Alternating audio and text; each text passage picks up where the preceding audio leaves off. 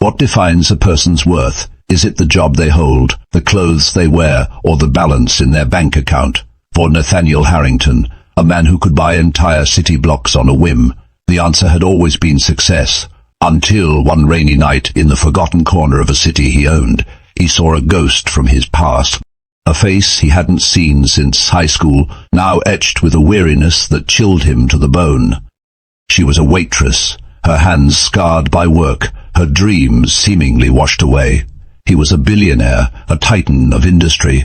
And as he sat there in the shadows of a greasy spoon diner, he was faced with a choice that would unravel a past he thought he understood, and set in motion a chain of events so dramatic, so twisted, it would threaten to destroy them both. What he did next wasn't just an act of kindness, it was the beginning of a storm. Before we continue, make sure to hit like and subscribe. And really, I am curious. Where are you watching from? Drop your country name in the comments. The downpour hammered Seattle with brutal intensity that particular evening, transforming the city into a watercolor painting of smeared neon and glistening asphalt. From his penthouse sanctuary, perched on the 58th floor of the Billionaire Summit Tower, Marcus Sullivan watched the metropolis below dissolve into abstraction through sheets of rainfall. Down there, humanity scurried and struggled. But up here there existed only the rhythmic drumming of water against reinforced glass and the sterile hum of climate regulation. At 32, Marcus had become the architect of his own luxurious isolation. His company, Synapse Dynamics, had revolutionized data compression technology, transforming him into a billionaire before he'd blown out 30 candles on a birthday cake. He possessed everything conventional wisdom said. A man should desire an investment portfolio that eclipsed the gross domestic product of small nations, a collection of vintage automobiles he never drove, and a network of contacts featuring the most powerful names in technology and global finance. What he lacked entirely was any enthusiasm for the charity gala, expecting his attendance. The prospect of another evening spent manufacturing smiles, engaging in superficial conversations, and sipping lukewarm champagne nauseated him more thoroughly than any volatile market downturn ever had. He loosened the knot of his Tom Ford tie, the premium silk suddenly feeling like a restraint around his neck. "Cancel my appearance at the fundraiser, Jessica," he spoke into his phone, his voice deliberately flat and emotionless. "Tell them an emergency international conference call has materialized, something absolutely unavoidable." On the opposite end, his relentlessly efficient assistant didn't hesitate. "Of course, Mr. Sullivan. Should I have Chef Antoine prepare something for you at the residence?" "No," Marcus replied, seized by a strange and sudden impulse. "I think I'll get something for myself tonight." The extended silence that followed was more eloquent than any question. Marcus Sullivan simply didn't do such things. He hadn't set foot inside an ordinary grocery store in 5 years. He shed his perfectly tailored suit jacket, replacing it with a simple black rain slicker he'd owned since college. Grabbing a plain baseball cap and leaving his wallet behind, he took only a few $100 bills from a desk drawer. He craved anonymity, to become a ghost wandering through his own city. The elevator descended 58 floors in whispers of polished steel and engineered silence.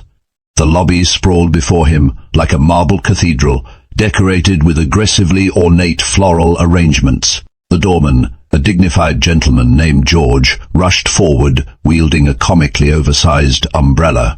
"Mr. Sullivan, your car is waiting and ready, sir." "Not tonight, George," Marcus said, pulling the cap down lower over his eyes. "I am walking." He stepped into the deluge before George could formulate a protest. The shock of cold, wet air hit him like a physical slap, a strangely welcome sensation. He walked without any particular destination, allowing the rain to saturate his jeans, water seeping into his expensive leather shoes. He passed Michelin-starred restaurants with valets huddled beneath protective awnings, trendy bars pulsing with music and laughter, and theaters releasing well-dressed patrons onto the wet pavement. None of it appealed to him. He turned down a side street, then another, the towering glass and steel of the financial district, gradually giving way to older brick buildings with faded signage. It was here, squeezed between a coin laundromat and a boarded-up bookstore, that he saw it, the corner spoon. The sign was a flickering neon catastrophe, the corner portion having given up entirely years ago. Steam clouded the large front windows, promising warmth and sanctuary from the storm. It reminded him of places his father used to take him on Saturday mornings, a lifetime ago. On impulse, he pushed the door open. A small bell chimed, announcing his arrival. The air hung thick, with the aroma of frying bacon, old coffee, and damp wool. A few patrons scattered throughout the worn vinyl booths, a couple of grizzled truck drivers, a young student hunched over a laptop, and an elderly woman nursing a cup of tea. It was perfect, anonymous. He slid into a booth in the back, the cracked red vinyl sighing beneath his weight. He picked up the plastic-coated menu, its corners soft with use. The prices seemed frozen from another era. He could purchase the entire diner's weekly inventory with the cash in his pocket. "Be with you in just a second, sweetheart." A voice called from behind the counter.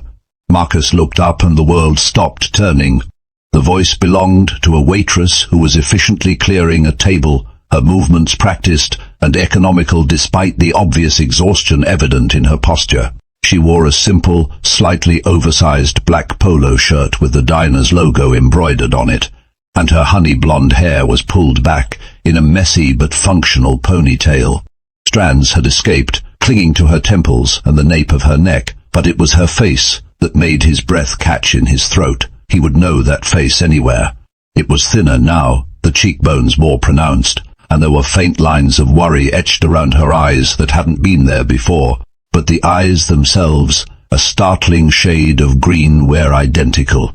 The determined set of her jaw was the same. It was Victoria Hayes. A flood of memories so potent they were almost dizzying crashed over him like a tidal wave. Northwood High School, class of 2011.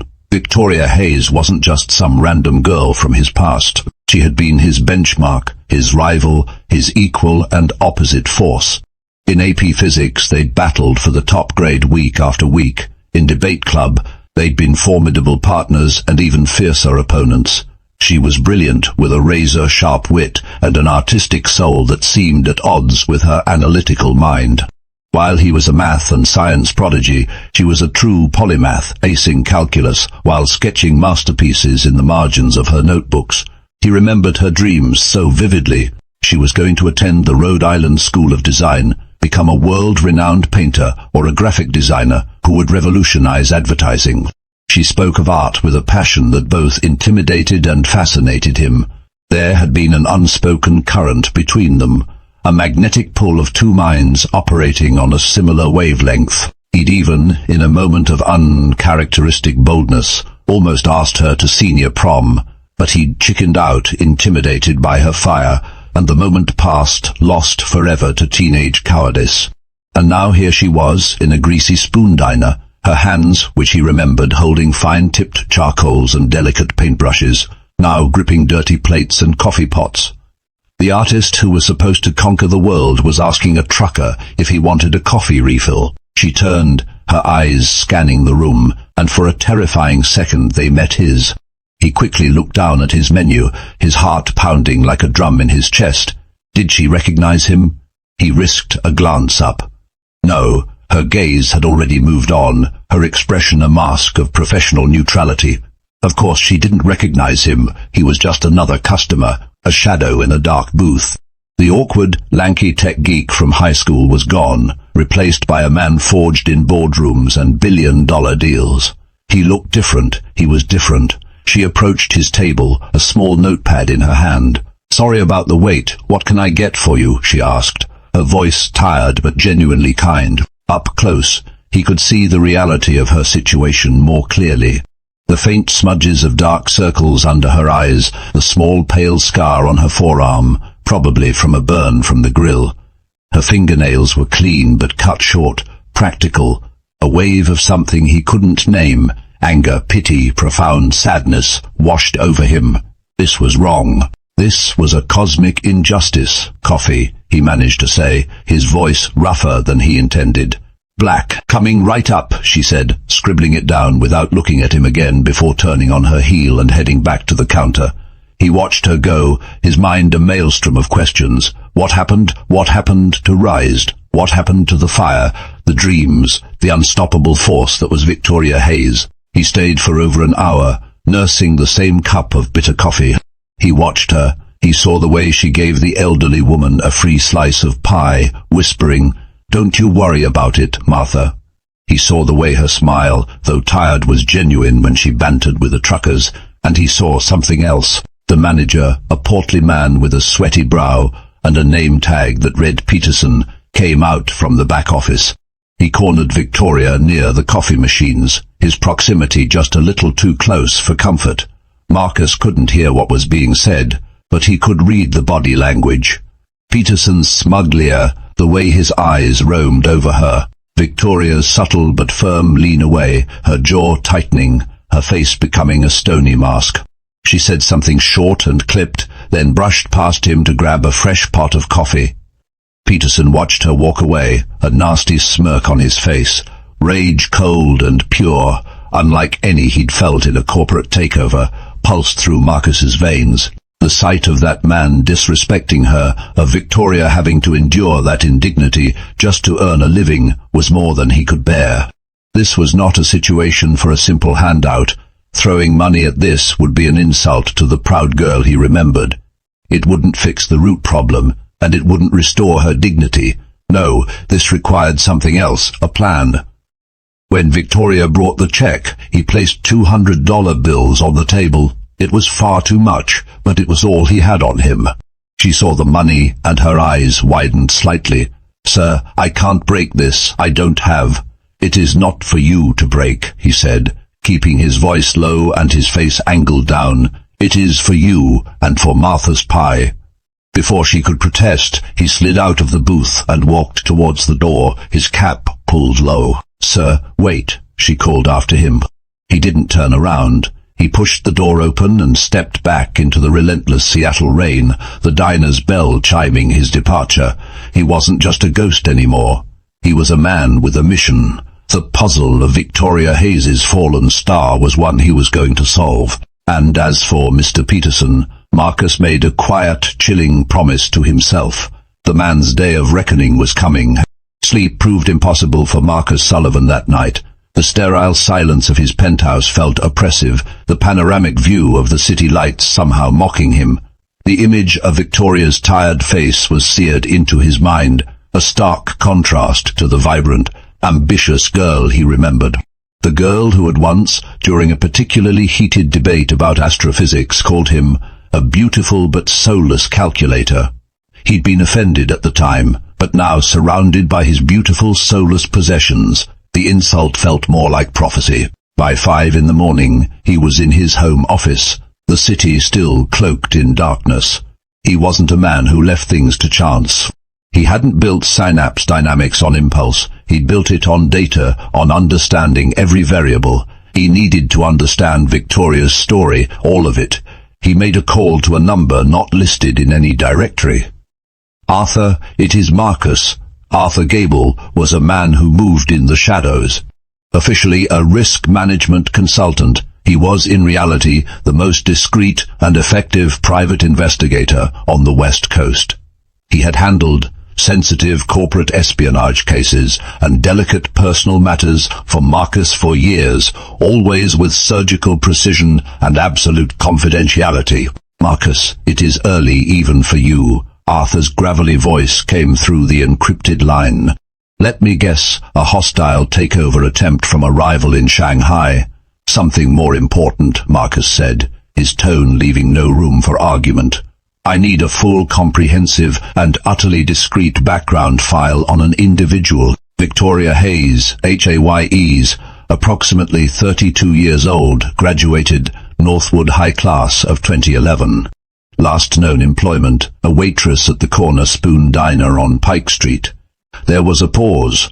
Arthur was likely surprised by the nature of the request. He was used to investigating corporate titans, not waitresses. "Discreet is my middle name. What am I looking for?" "Everything," Marcus commanded. I want to know what happened to her after high school. University records, family status, financial history, medical records if you can get them legally. I want to know why a student who was accepted to RISE on a full scholarship is serving coffee in a dive. I want to know about her family, her parents, any siblings, and Arthur, be gentle. This is not a hostile subject. This is delicate. Understood, Arthur said. You'll have a preliminary report by end of day. The day was a blur of meetings Marcus barely registered. He feigned interest in quarterly projections and marketing strategies, his mind miles away in a greasy spoon diner. His team noticed his distraction. Questions were asked. Was he feeling all right? Was there trouble with the board? He brushed them off with practiced ease, but inside, a tectonic shift was occurring.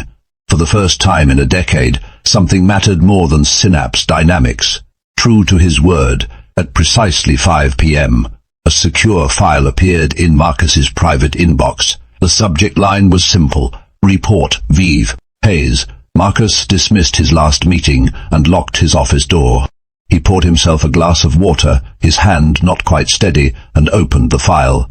What he read methodically dismantled his understanding of the world. It was a story not of failure, but of sacrifice.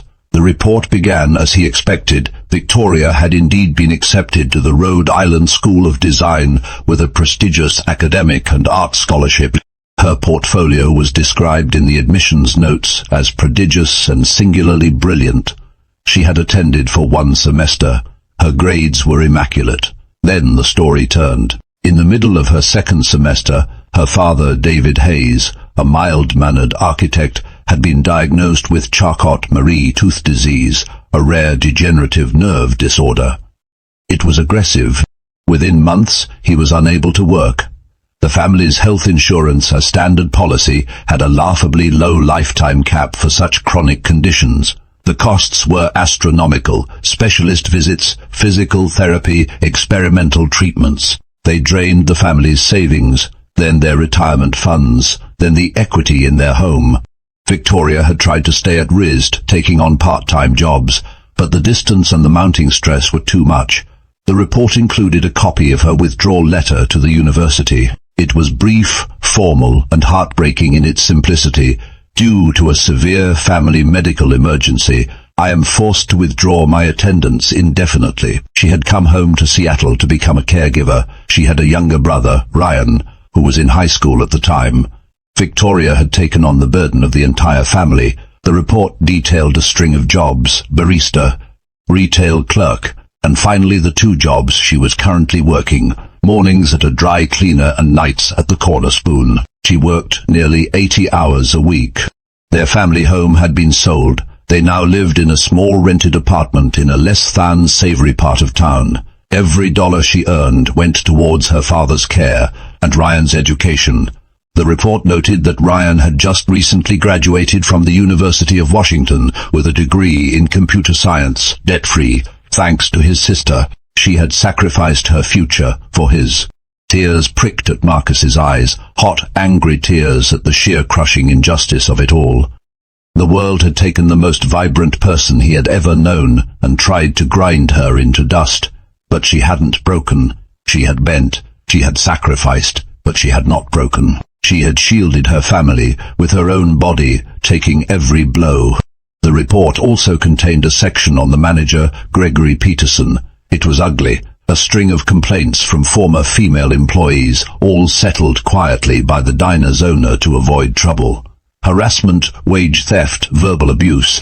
He was a small tyrant in a small kingdom, preying on those with no other options.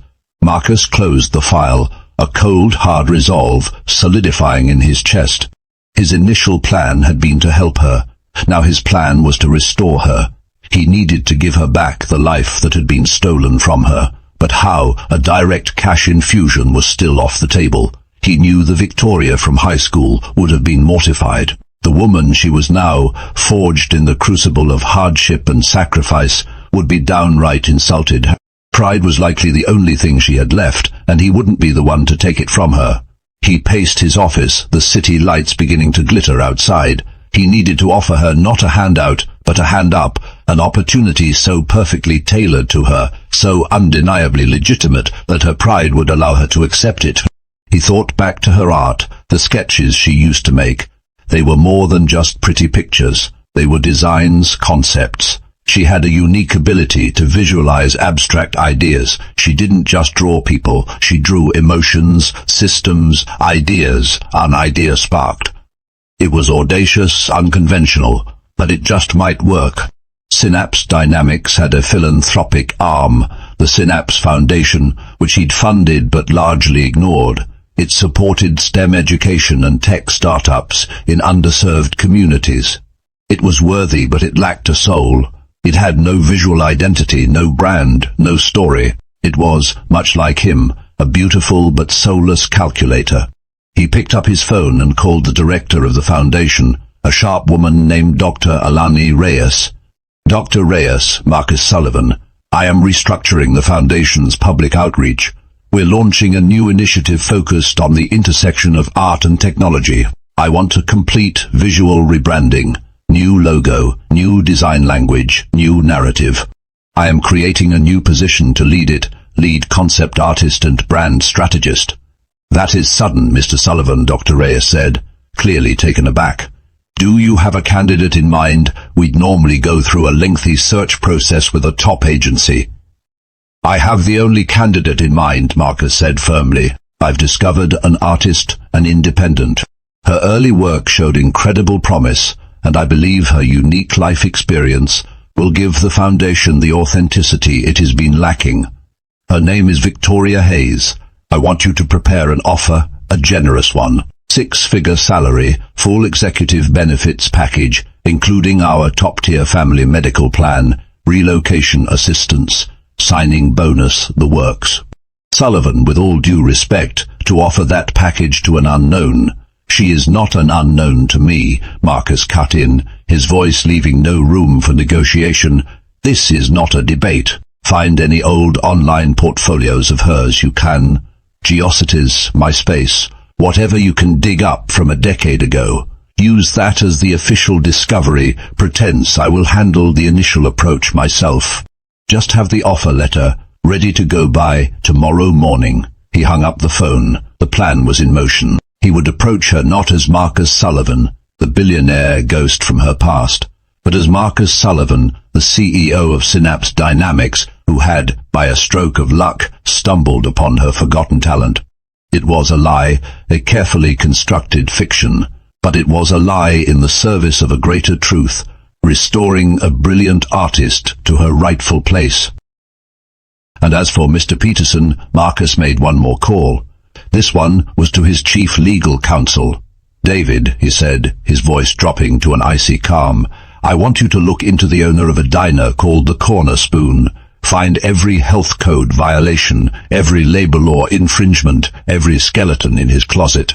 I want to buy the building his diner is in, and I want to find grounds to terminate his lease immediately. The game was afoot, and Marcus Sullivan never played to lose. 2 days later, the rain had returned to Seattle, a persistent drizzle that mirrored the nervous flutter in Marcus's chest. He sat in his car, a nondescript Audi, not the ostentatious McLaren he usually drove across the street from the Corner Spoon. He'd timed his arrival for the lull between the dinner rush and the late-night crowd. The diner was half empty. Through the steamy window, he could see Victoria moving with that familiar, weary grace, a solitary figure, keeping the small world of the diner turning. In his briefcase on the passenger seat was a file. It contained a meticulously prepared employment offer from the Synapse Foundation and a printout of some of Victoria's old digital art he'd had Arthur Gable dig up from the depths of the internet. It was the centerpiece of his carefully constructed lie. This wasn't a rescue mission from a high school friend.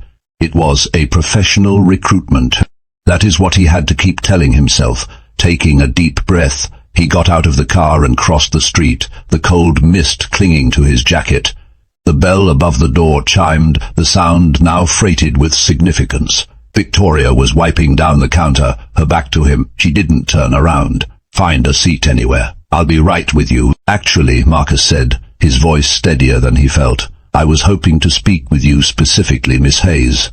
At the sound of his voice and her formal name, she froze. Slowly, she turned around. Her green eyes widened, the professional mask dropping to reveal pure, unadulterated shock. Recognition dawned, followed by a complex storm of other emotions, confusion, suspicion, and a deep, painful-looking embarrassment. She instinctively wiped her hands on her apron, a gesture of profound self-consciousness. Marcus Sullivan, she breathed, her voice barely a whisper. "What are you doing here?" "Hello, Victoria," he said, offering a small, cautious smile. "It has been a long time." "Yeah, a decade and a few $1 billion from what I hear," she said, a flicker of her old sharp wit surfacing before she immediately seemed to regret it. Her posture stiffened. "Look, if this is about the other night, the tip, you really didn't have to. It was too much." "It is not about that," he said quickly, "and it was the least I could do. May I sit down? This isn't really a conversation to have standing in the middle of a diner." She hesitated, her eyes darting around the near-empty room, as if looking for an escape route. She was cornered. Finally, she gave a curt nod towards the booth he had occupied before. "Fine, 5 minutes. I am on the clock." He slid into one side of the booth, placing his briefcase on the vinyl beside him. She slid into the opposite side, her arms crossed defensively over her chest. The air crackled with tension that was part old history, part new mystery. "So," she began, her voice brittle, "to what do I owe the honor? Did you get a sudden craving for coffee that costs less than a parking space?" The sarcasm was a shield, and he could see the vulnerability it was protecting. He decided to meet it head-on, but gently. "I remember a time you told me my taste was tragically underdeveloped," he said. "I see you still hold that opinion." A flicker of surprise crossed her eyes. She remembered saying that. "I was a teenager. I was an idiot." "You were brilliant," he corrected her softly. "You were the smartest person at Northwood, and you know it." The compliment seemed to throw her off balance. She looked away towards the rain-streaked window. "A lot of good it did me. Look, Marcus, I appreciate the trip down memory lane, but I am working. What do you want?" This was it. He opened the briefcase. "I am here on business, Victoria. My business," he slid the folder across the table. "My company's philanthropic arm, the Synapse Foundation, is undergoing a major rebranding. We're looking for a new perspective, something authentic and human to connect our tech-focused mission to the real world. Someone in our HR department, doing a deep dive for local talent, found an old online portfolio of yours. It was impressive." She stared at the folder as if it were a snake. She didn't touch it. "A portfolio? I haven't updated anything in 10 years. What could they possibly have found?" "Your work from the Rised application," he said, leaning into the fiction. "The Metamorphosis series, the charcoal studies of cityscapes. It was raw, but the vision, it is exactly what the Foundation is missing." Her face paled. She was looking at him now with intense suspicion. "That is impossible. No one would be looking at that. It is buried." "The internet never forgets," he said with a shrug, hoping it sounded casual. "Victoria, we're creating a new role, lead concept artist. The job would be to build the Foundation's visual identity from the ground up. It is a senior position. It comes with a substantial salary, full benefits for you and your family, and complete creative freedom." She finally looked down and opened the folder. She saw the official offer letter on Synapse Dynamics letterhead, the salary figure printed in stark black and white. Her eyes widened, and she let out a short, sharp laugh that held no humor. It was the sound of disbelief. "This is a joke," she said, pushing the folder back towards him. "This is a pity offer, Marcus. This is you, the billionaire, trying to save the poor girl from his past. I don't want your charity." Her voice was shaking, a mixture of pride and fury. "It is not charity," he insisted, leaning forward, his voice earnest. "It is a real job. I saw your work. I remembered your talent, and I realized you are the perfect person for it. The salary is commensurate with the role. The benefits are standard for a senior executive at my company. This is not a handout." "Why me?" she shot back, her green eyes flashing with fire. It was the first time he'd seen the girl from high school, the debater, the fighter. "There are thousands of artists in Seattle. artists with degrees and recent portfolios and connections. Why me, a waitress who hasn't picked up a piece of charcoal in years? He knew this was the critical moment. The lie had taken him as far as it could. He needed to give her a piece of the truth, a different truth. "Because I owe you," he said quietly. Her expression shifted from anger to confusion. "You owe me for what?" He took a breath. The Harrison Grant. The name hung in the air between them, a ghost from a shared past. The Harrison Grant was the most prestigious full-ride scholarship awarded at their high school, a golden ticket to any university in the country. They had been the two finalists. He had won. He remembered seeing her face in the auditorium when they announced his name, the brief, devastating flash of disappointment before she'd schooled her features into a polite smile and clapped for him. They had barely spoken after that. "What about it?" she asked, her voice low and guarded. "I know you think I won it just because my grades in math and science were a fraction of a point higher," he said, "but there was an essay component and a review of financial lead. I never told anyone this, Victoria, but my family was struggling back then. My dad's business had taken a huge hit. We were close to losing our house. I needed that scholarship. I needed it desperately. When I wrote that essay, I wasn't just writing about my ambitions. I was writing to save my family, and when I won, I felt so guilty because I knew you were more brilliant, more well-rounded. I knew you deserved it just as much, if not more. I was just more desperate." He looked her straight in the eye, letting her see the unvarnished truth and shame he'd carried for years. "This isn't charity for what you are now. It is a correction, an attempt to balance the scales for something that happened a long time ago. This job is real, the need is real, and the person I need to fill it is a brilliant artist with a deep understanding of what it means to struggle. That is you, Victoria." She stared at him, her defensive walls visibly crumbling. The anger in her eyes was replaced by a dawning understanding, a re-evaluation of a hurt she had carried for over a decade. Just then, the door to the kitchen swung open. "Hayes, table 4 needs a check, and the coffee's low," Mr. Peterson barked, wiping his greasy hands on his apron. He glanced at Marcus, his eyes narrowing. "You got a problem here. This guy bothering you?" Victoria visibly flinched at his tone. Before she could answer, Marcus stood up, his full height seeming to diminish the portly manager. He exuded an aura of calm, lethal authority that he usually reserved for hostile boardrooms. "There is no problem," Marcus said, his voice quiet, but carrying an unmistakable weight of command. "Hayes and I are concluding a business meeting, her last as it happens. She is considering a new position with my company, and I believe she'll be accepting it." Peterson scoffed. "A new position doing what, cleaning your mansion?" Marcus gave a thin, cold smile. "She will be earning more in a month than you make in a year. And I would choose your next words very, very carefully, because while you may manage this diner, I happen to own the building it is in, and I've just been made aware of some deeply concerning reports about your management style. The lease, I believe, has a morality clause."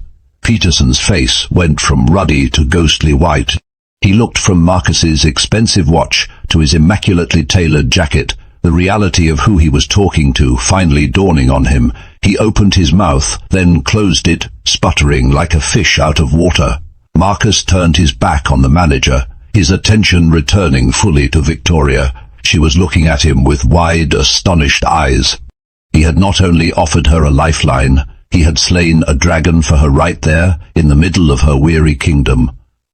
"Come for an interview tomorrow," he said softly, his voice once again gentle. "Meet the Foundation's director, see the offices, no commitment. Just see what this life could be, the one you were always supposed to have." He slid the folder back to her side of the table. "The offer stands. I hope I'll see you tomorrow, Victoria."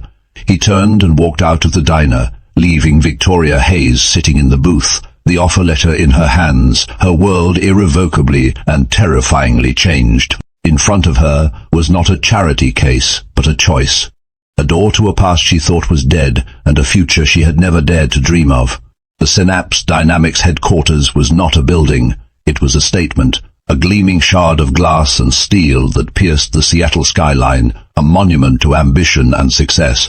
When Victoria Hayes stepped into the lobby the next day, dressed in the one good blazer she owned, she felt like an ant entering a cathedral. The sheer scale of it was designed to intimidate, to make one feel small and insignificant. A calm, impeccably dressed woman with an iPad greeted her before she even reached the reception desk. "Hayes, welcome to Synapse Dynamics.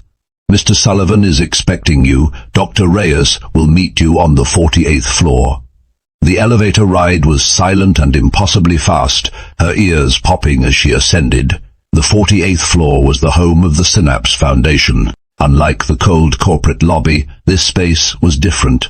It was warmer, with wood accents, living plant walls, and large windows that flooded the space with natural light. It was a space waiting for a soul. Dr. Alani Reyes was a formidable woman in her 50s with sharp eyes and a warm, genuine smile that immediately put Victoria at ease. There was no interview. Dr. Reyes treated her acceptance as a foregone conclusion. She gave Victoria a tour, speaking with passion about the Foundation's goals and the desperate need for the very human touch that Marcus had mentioned.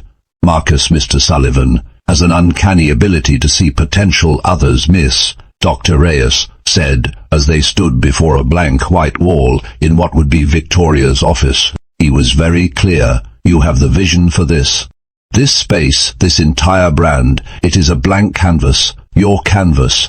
Looking at the breathtaking view of Puget Sound from her would-be office window, Victoria felt a dizzying mix of terror and exhilaration. For the first time in a decade, someone wasn't asking her to be practical, to be resilient, to survive. They were asking her to dream.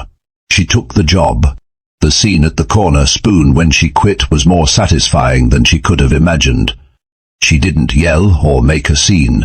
She simply walked in during Peterson's shift, handed him her apron, and said, "I resign effective immediately." Peterson, still shaken from his encounter with Marcus, just nodded meekly. "Good luck to you," he mumbled, unable to meet her eye. As she walked out, she saw Martha, the elderly woman, sitting in her usual booth. Victoria walked over, slipped $100 bill onto her table, and whispered, "The pie is on me for the next month, sweetheart." The woman's grateful, tear-filled eyes were a better reward than any shouting match with her former boss. The following weeks were a whirlwind. Victoria was swept up into a new reality that felt both surreal and long overdue. Her first paycheck arrived via direct deposit, and when she checked her bank account, she had to look at the number 3 times to believe it was real. It was more money than she had seen in one place in her entire life. The first thing she did was hire a specialized home care nurse for her father. Mrs. Pitt, her bank. Chen was a compassionate woman with 20 years of experience in degenerative neurological condition. She came for an initial consultation, and Victoria watched her father's face light up when Mrs. Chen spoke to him not as a patient, but as a person discussing his architecture career, his favorite buildings in Seattle, his unfulfilled dreams of travel. "We're going to make you as comfortable as possible, Mr. Hayes," Mrs. Chen had said warmly, "and we're going to focus on quality of life, not just managing symptoms." For the first time in years, Victoria felt the crushing weight of sole responsibility lift from her shoulders. She could breathe again. The immense pressure that had been her constant companion began to dissipate like morning fog under sunlight. Within 2 weeks, she moved her family out of their cramped apartment in a neighborhood where car alarms were the nightly lullaby. The relocation assistance was generous, and she found them a bright, spacious condo in a safe neighborhood with a view of a park. The building had an elevator, which meant her father could go outside again for the first time in over a year. The day they moved in, she saw her father truly smile for the first time in years. He sat in his wheelchair by the large living room window, watching the sunset paint the sky in shades of orange and pink, tears rolling down his cheeks. "I thought I'd never see you happy again, sweetheart," he whispered. "I thought I'd ruined your life." "Dad, you didn't ruin anything," she'd said, kneeling beside his chair. "You gave me life. This is just us getting back what was always supposed to be ours. She watched her brother, Ryan, flourish in ways she hadn't imagined possible.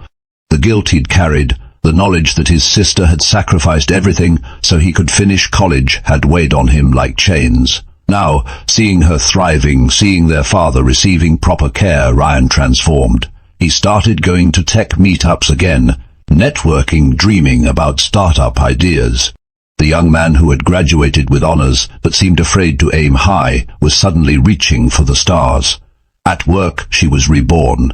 The artist within her, dormant for so long, awoke with a ravenous hunger. She sketched, she designed, she painted, she filled whiteboards with ideas, her creativity pouring out of her. She redesigned the foundation's logo, turning the cold corporate synapse into an elegant, abstract representation of two hands reaching out to connect.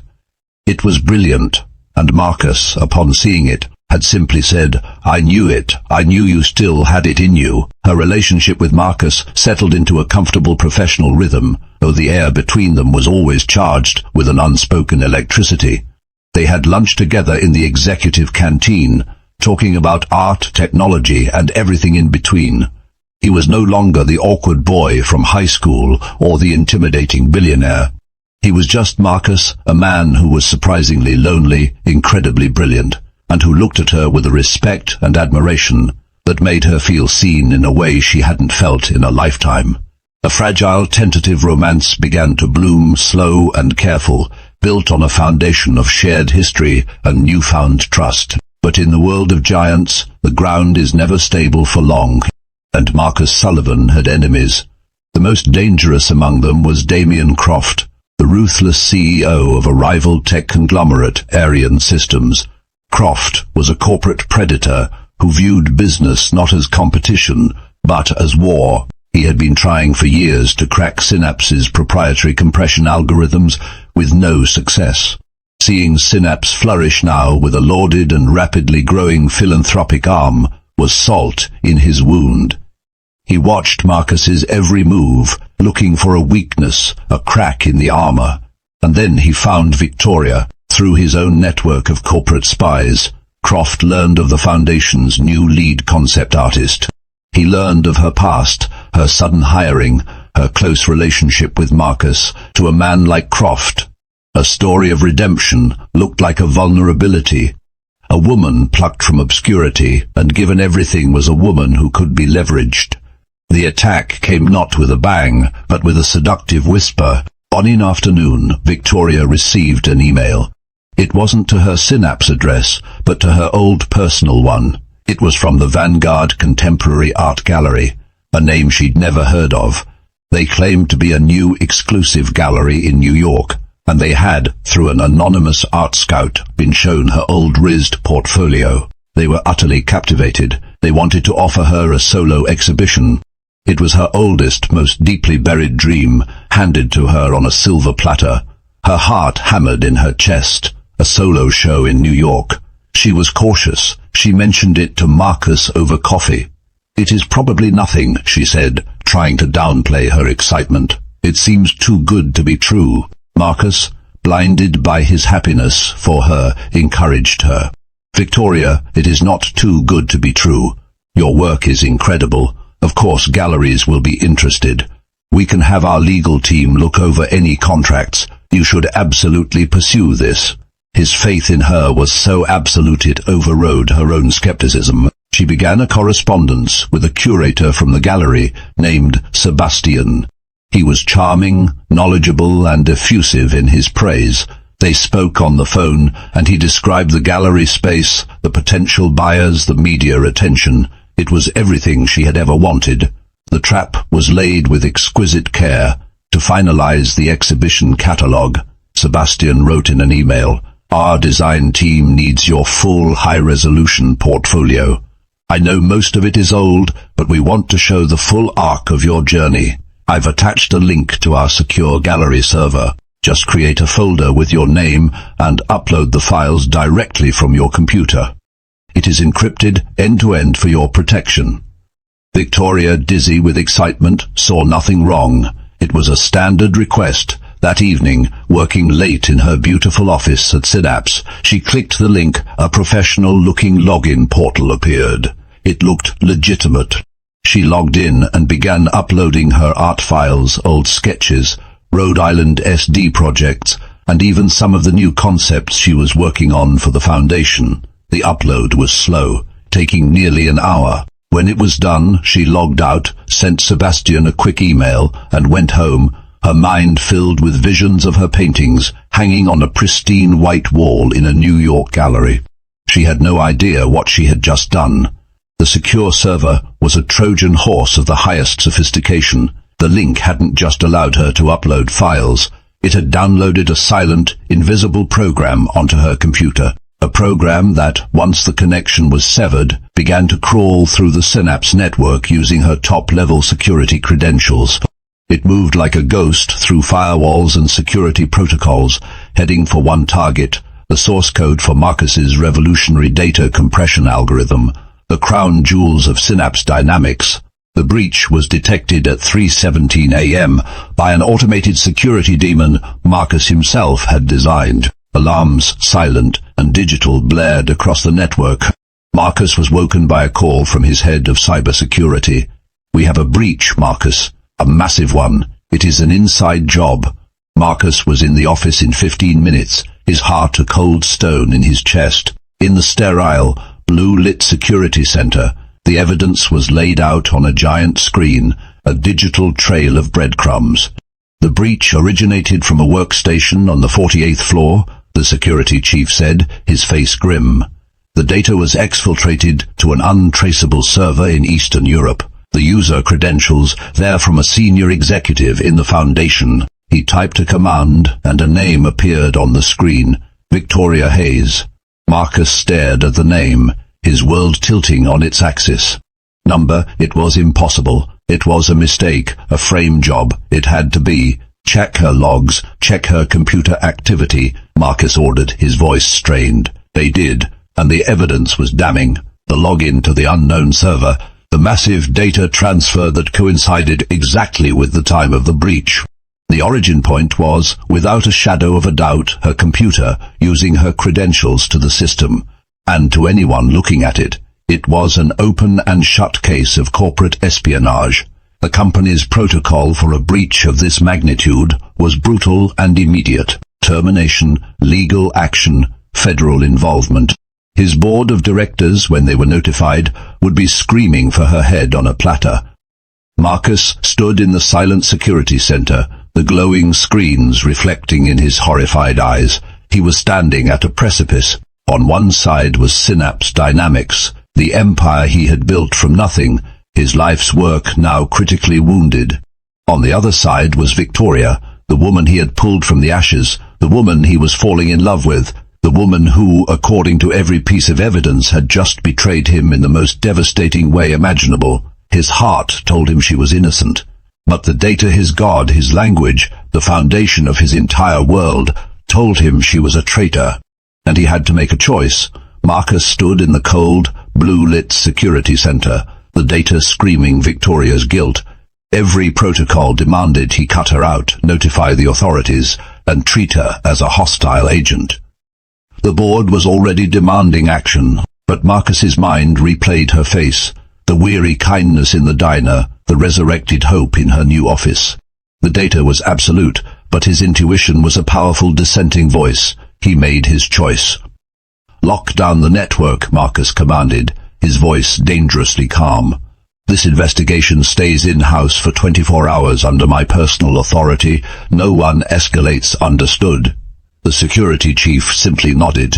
Marcus bypassed his car, instead taking a Ducati motorcycle from the garage. He needed the roar of the engine to silence the doubt in his head as he raced through the city to the condo building he had helped her secure, a fact that now felt like bitter irony. He knocked. Victoria opened the door, her face radiant with a joy that struck him like a physical blow. "Marcus, you won't believe it. The gallery sent the contract," she beamed, gesturing to her family celebrating inside. The sight of their innocent joy solidified his resolve. "Victoria," he said, his voice flat, devoid of warmth, "we need to talk alone."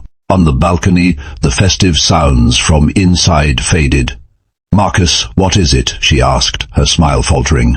He had to be direct. "The gallery, Victoria. It isn't real.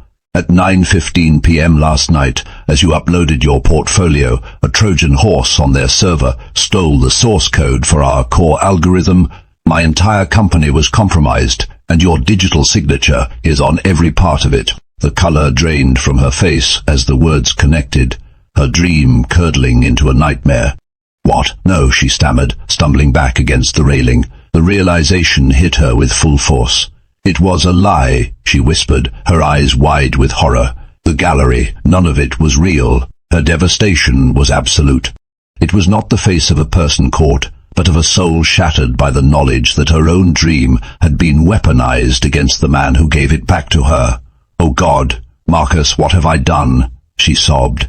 Seeing her utter, genuine despair, Marcus knew the data could go to hell. He believed her. "Listen to me," he said, his voice firming, taking her shoulders. "I need you to think anything strange about the upload, anything at all." She shook her head, her mind a blur of panic, then paused. "Ryan, my brother." He glanced at the link yesterday. He said something. She called her brother to the balcony. "Ryan, the gallery link. What did you say about it?" "Just that it was a weird port protocol for a simple upload," Ryan said, concerned. "Masked to look secure, but routed through a non-standard channel. I figured it was just some quirky server host. Why? It was the crack Marcus needed, the single flaw in a perfect frame job." "Ryan," Marcus said, his mind racing, "you are coming with me." He looked at Victoria, his eyes now blazing with the fire of war. "Stay here, lock the door, talk to no one. I will handle this." For the next 18 hours, Marcus's office became a command center, while his investigator Arthur Gable confirmed that Vanguard Gallery was a ghost entity. Marcus and Ryan dissected the Trojan. It was designed to erase itself, but they found what they were looking for, a single unwiped string of code, a digital signature. "It belongs to a cyber mercenary group known as Nix," Ryan breathed, his eyes wide. Arthur didn't have to check his files. Nix is on Damien Croft's unofficial payroll. That was the smoking gun. But proving Victoria's innocence wasn't enough. Marcus needed to end the war. "He expects me to be in chaos, tearing my company apart," Marcus said, a brilliant, audacious plan forming. "We'll use his arrogance against him." Marcus and Ryan weaponized the hacker's own methods, creating a honeypot, a data file named Synapse Project, Ethereal Algorithm Key. They planted it deep within Damien Croft's own R&D network, making it look like the ultimate prize leaked by one of Croft's own people. The trap was sprung in less than 3 hours. Damien Croft, arrogant and greedy, took the bait. The moment he tried to access the file from his personal terminal, it triggered a silent alarm to a dedicated FBI cybercrime unit and simultaneously deployed a logic bomb, systematically corrupting every server on his R&D network. Federal agents stormed his office, catching him red-handed. Croft could only watch in horror as decades of his own company's research turned into digital dust. It was a corporate assassination of unparalleled elegance. Checkmate. The next morning, Marcus held a press conference, publicly exonerating Victoria and announcing a new cybersecurity division at Synapse to be co-headed by Ryan Hayes. Weeks later, the storm had passed. The Synapse Foundation held its grand reopening, its new brand a wild success. The centerpiece of the gallery was a large, breathtaking painting by Victoria. It depicted a swirling vortex of dark, chaotic colors resolving into brilliant, warm light. She called it the ghost in the machine. Marcus stood beside her, the crowds around them fading to a hum. "All the data in the world told me you were guilty," he said softly, "but I chose to believe you." Victoria turned to him, her eyes clear and full of a love that had been forged in fire. "And I chose to trust that you would," she replied. He took her hand. It was not the hand of a billionaire and the waitress he saved. It was the hand of his partner. They had faced the storm and emerged into the light, stronger and finally together. And there you have it, a story that began in the shadows of a rainy night and ended in the bright light of truth. It is a powerful reminder that a person's true worth is never defined by their job or their circumstances, but by their character, their resilience, and their heart. It shows us that true trust isn't about believing when all the evidence makes sense, it is about believing when none of it does. Marcus and Victoria's journey wasn't just about second chances. It was about fighting for the truth and building a future on a foundation stronger than any lie. What would you have done in Marcus's position? Would you have trusted the data or your heart? Let us know your thoughts in the comments below. If this story touched you, please give this video a like, share it with someone who loves a story of justice and redemption, and don't forget to subscribe to our channel for more unforgettable real-life dramas. Thank you for listening.